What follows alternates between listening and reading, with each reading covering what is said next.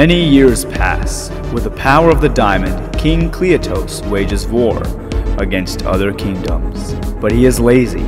Instead of doing it himself, he commands his armies and Athens to fight with the threat of death, or in Athens' case, the suffering of his family. Wars have become extremely common.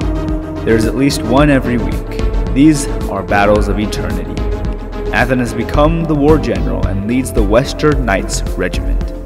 Tasanka has given birth to an adorable baby boy. However, Athens is unhappy. He is scared for his family. He is scared for the world. Athens doesn't want to fight, but has no choice. Today, King Cleotos has ordered Athens to attack the kingdom of Pylos, which lies west. Taking control would give them access to the last major trading port that would give them a monopoly on trading. So the Western Knights get ready to ride westward. After a few days of hazardous traveling, they reach the battlefield. Athens prepares his fellow soldiers for war. They draw their swords upon arrival of the enemy, but wait until dawn. As soon as the sun appears, both armies charge at each other. Swords and horses clash. Blood splatters everywhere. Athens is in the forefront, taking advantage of his inability to perish, and with that advantage, the Western Knights are victorious. However, the curse is a double-edged sword. Back at home, Athens' father suffers from a sudden heart attack and passes away. Athens only finds out when he reaches back and is shattered, blaming himself. He cries all night over his father's death. The curse of the Sea of Flames claims another victim.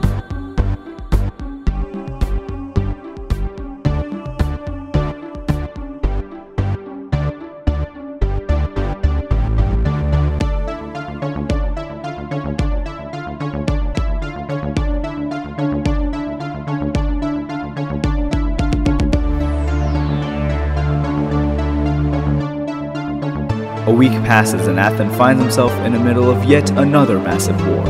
This time the Western Knights are fighting against the Kingdom of Sparta, the last line of defense standing between the Kingdom of Inferno and the entire continent.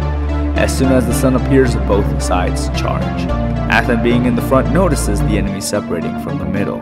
The initial army breaks into two sections, and from the middle, an entire other army is revealed to be also charging at the Western Knights. It was a trap.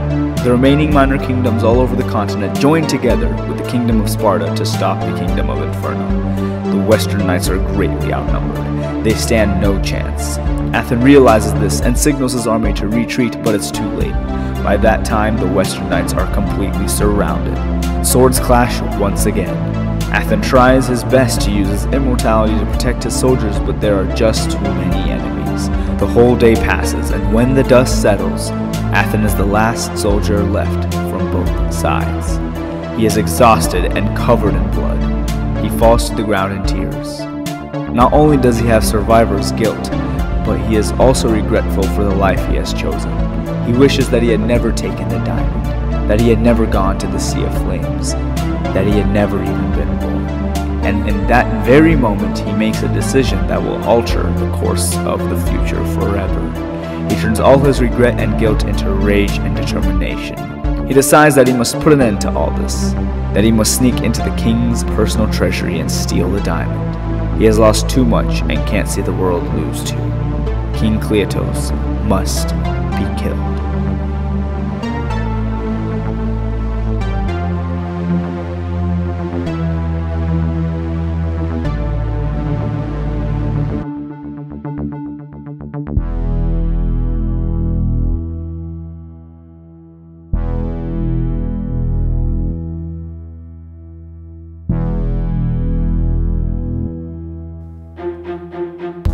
Athens returns to the Kingdom of Inferno alone. Families of the fallen warriors have gathered at the entrance, waiting for their loved ones to return. Some immediately understand what had happened when they only see Athens enter through the castle gate.